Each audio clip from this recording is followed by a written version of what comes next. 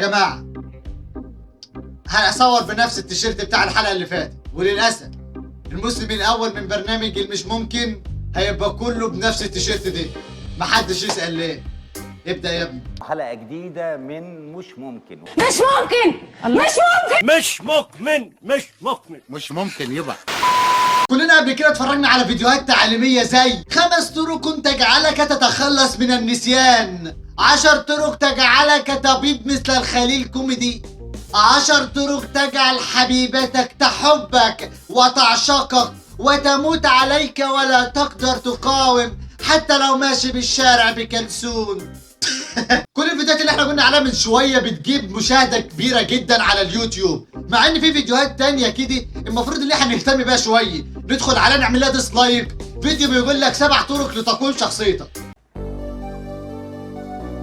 7 طرق عشان تقوي شخصيتك. أول حاجة المظهر العام، تاني حاجة النظافة الشخصية، تالت حاجة اللياقة البدنية.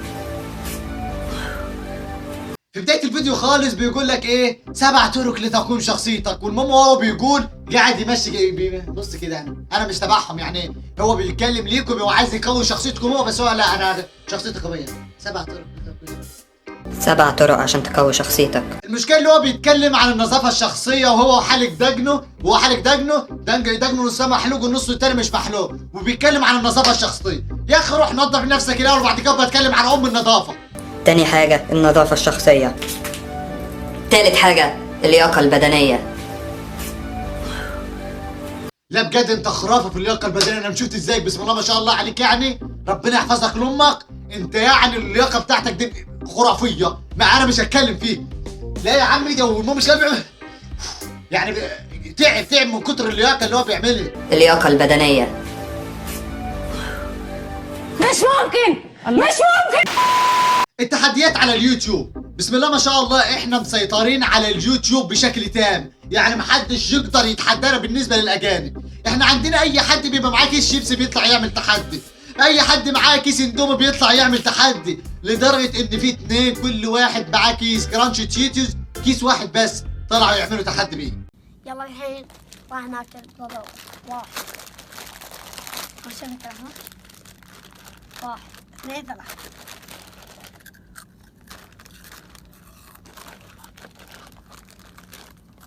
اقسم بالله عارف انكم مسلطنين كده وانتوا بتعملوا التحدي، روحوا بياكلوا بالراحه كده. ايه يا حبيبي اقسم بالله اليوتيوب ده مش معمول علشان اللي يخش يقعد ياكل عليه واللي يخش يطلع يبيض لنا عليه. يا جماعه اليوتيوب ده منصه لانشاء محتوى جيد نظيف حلو. يا جماعه انا مش زعلان على الفيديو على قد مده الفيديو، اللي محدش يعرفه ان الفيديو ده 8 دقايق، 8 دقايق قاعدين بياكلوا فيه كل واحد معاه كيس كرانش تشيتوز وقاعدين ياكلوا فيه 8 دقايق. انا اعمل ايه؟ اشد في هدوم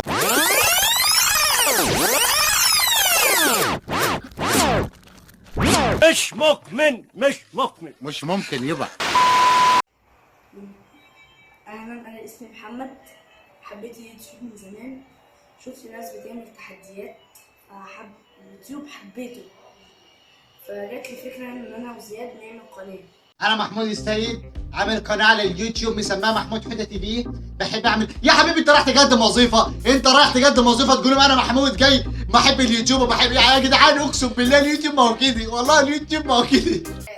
اقترح الفكرة إن أنا وهو نعمل تحديات، وأنا أول مرة أشترك في اليوتيوب، وزي ما انتم شايفين كل واحد 2 دوريتوس ومولتو، وهنشرب الميريندا بعد ما نخلص كل ده. ما اسموش تحدي ده يا حبيبي، ده اسمه طالعين نتغدى. احنا النهارده جايبين شيبسي وجايبين كوكاكولا ونايت وبتاع وطالعين ناكل واحنا طالعين نتغدى كده، ده ما اسموش تحدي.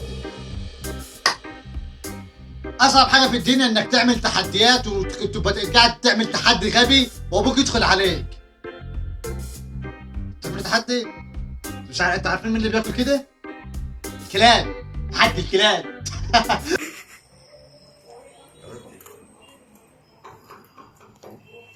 يلا مذاكرتك.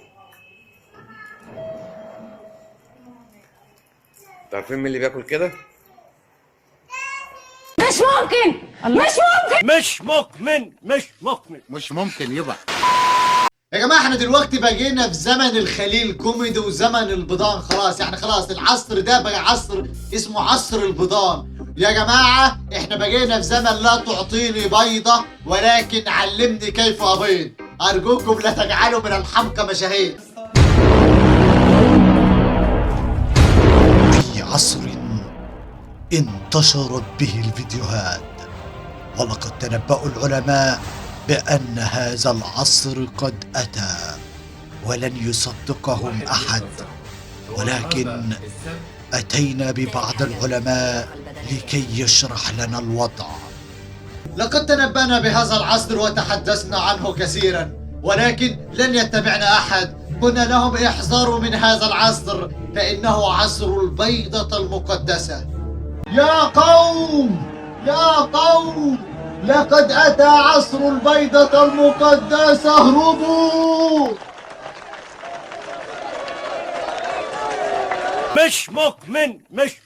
مش ممكن يبقى. بس كده يكون انتهى الفيديو. لو عجبك الفيديو ما تنساش تعمل لايك، ولو انت مش مشترك في القناه ما تنساش تضغط على زر الاشتراك علشان يوصلك كل جديد. كان معاكم محمود السيد من قناه محمود حدا تي في وسط هذا المكان الجميل. سلام.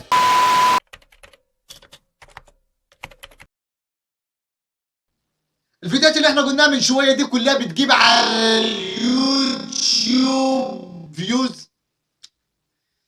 فبعد ما في الدبان دي اول ما بيبدا خالص بيقول لك 7 طرق لتكون ابو الدبان.